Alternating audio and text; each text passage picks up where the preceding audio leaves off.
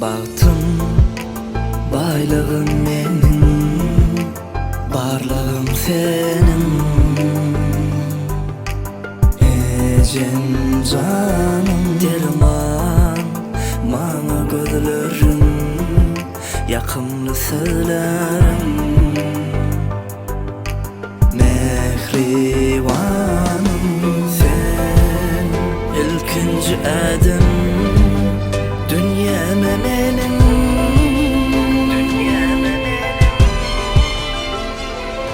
Sana alkışlar aytar, bağlarım senin.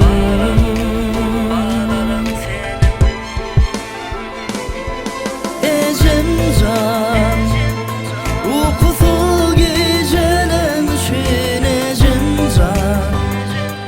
Bağıtlı geleceğim için ecem can. Zeminle perişten bana ecem can. Minnettar men sana. Yok dünyada sevgi senkiden olay. Ecem can men kaytarıp bilsin berenlerini. Mehribanım sen, ilkinci sözüm, zamanım benim.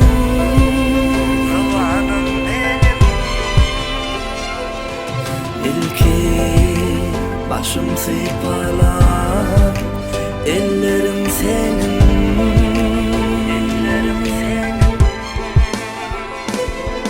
Ecem can, uykusuz gecelemişsin ecem can. Bağıtlı geleceğim için ecem can. Zeminle perişten bana ecem can. Minnettar men sana. Ecem can, uykusuz gecelemişsin ecem can. Bağıtlı geleceğim için ecem can. Zeminle perişten bana ecem can. Minnettar men sana.